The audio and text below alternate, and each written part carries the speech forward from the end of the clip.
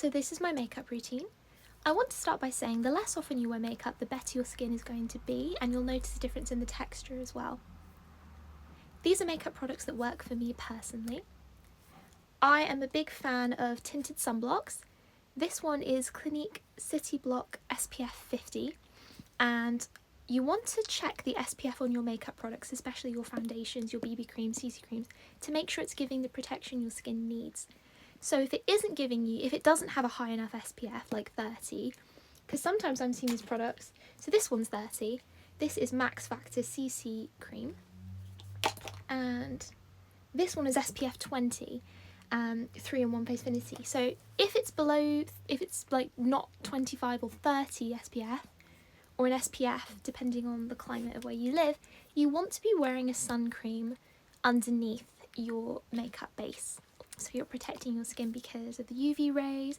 Even if it's a cloudy day, if it's rainy, you can still, your skin still needs SPF protection every day, rain or shine. So I like to start off with that.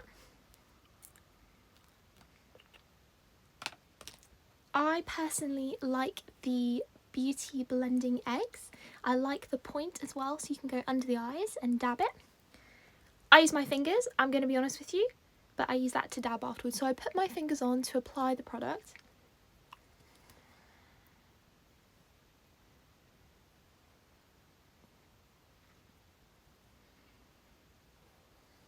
Apply as much as you want. You can always add more. So I'm a big fan of BB creams, CC creams and tinted sunblocks, tinted moisturisers, but sometimes you want the coverage of a foundation. So I don't wear foundation often, but I kind of want to start using it a bit more because sometimes a tinted sunblock isn't going to be quite enough. So it just really depends on what look you're going for and how much coverage you want. But if it's going to be like a daily look or you just want something light, I would recommend a tinted moisturiser, sunblock or BB cream. I like products that double up. I think a lot of us really like products that double up as skincare as well, so that it's good for your skin. I think thinking about the chemicals you're putting on your face and how it's going to be affecting your skin texture is definitely something to think about. So that's why you want to give your skin days to breathe. So I'm using my beauty blender. And this just works for me, everyone's different. Ideally you want to be dabbing it, but to be honest, I just do this. And just smooth it on. The other thing is how lighting is going to be affecting how this looks. So this is the lighting, if at the moment, if I turn the lighting off, this is how my skin looks. Can you see? This is the texture of my skin. And that's if you, so you can see how much lighting affects how your skin looks on camera. Oh, keep dropping my beauty blender.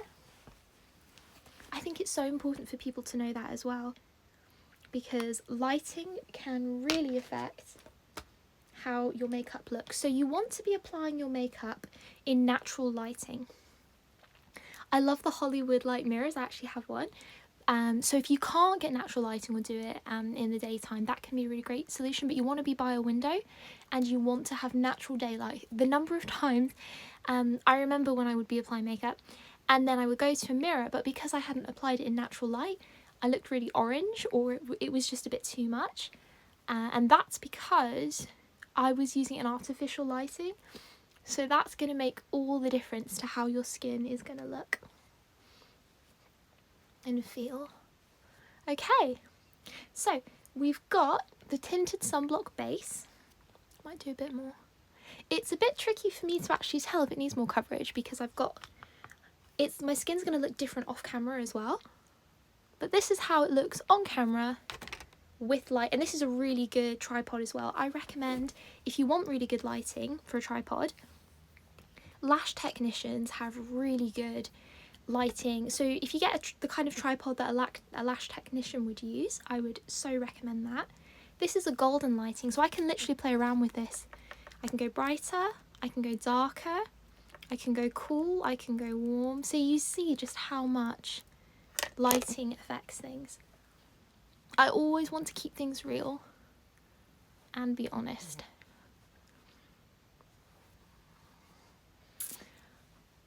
Okay, now we're going to go in with concealer.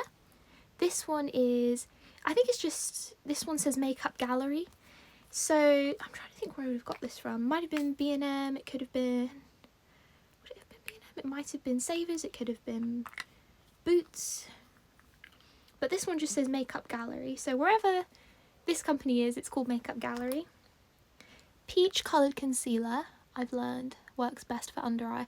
I really love under eye brightness as well, but this is just standard peach concealer, and you always think you want it to be the same colour as your skin tone, but actually a darker concealer is going to help with colour correcting.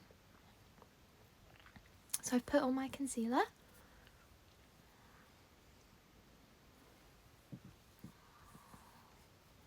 Might do a bit more.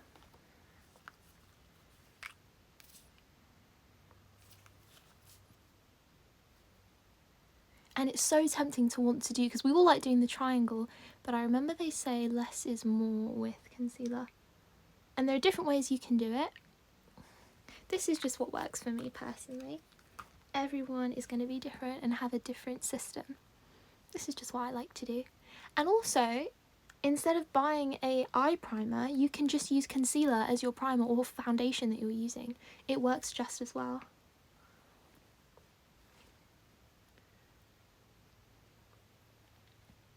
There we go. So you can see that I've got concealer under my eyes here. Turn up the light so you can see clearly. There you go. That's mine dry. Okay. I have started using Pink Honey's tinted brow gel. This is in Flavour Cola. But honestly, everyone's going to be different. But it's really fun. You sort of swirl it around and then you have it on the brush. Tinted brow gels are fab. You can also use a brow pencil. There's lots of different options for your brows. I used, what was it called? It's the one that's specialised, Browsings, there's Benefit Browsings is the one that I used to use. Okay, so you can see that that's just filling in my brows. Another great option is brow tinting. So most places will have brow tint kits, or you can get them done where you would get your brows threaded or waxed. They do great brow tints. Most beauty salons will do brow tints, or if you're in a shopping centre they'll probably have somewhere there. So it really just depends on what works for you. So my big challenge is I have an eyebrow scar. I've had it since I was a kid. I bumped my eyebrow on the monkey bars and I didn't get stitches, and I've had it ever since. So filling in this scar is always a bit of a challenge, but I'm kind of just learning to start embracing it, because I'm like, well, it's not covering up. Sometimes I can cover it up, sometimes I can't, but we just rock and roll with what we have. So done that. Now I'm going to go in, this is Maybelline Cream Blush. Maybelline also do a great skin tint. I think they do, they're the ones that actually got me into BB cream when I first started learning about them. So you want to apply, they always say to the apples of your cheeks, but you do just want less is more with blush, especially if it's highly pigmented. Red can be a great option because that's going to show up the best, or you might want a paler pink.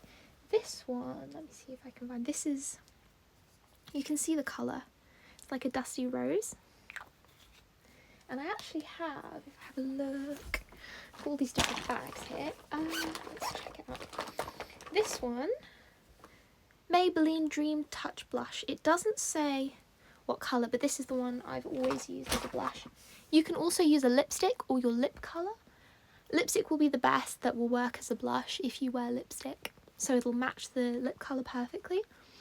So there we go. Cream blushes, I'm a big fan of liquid and cream blushes.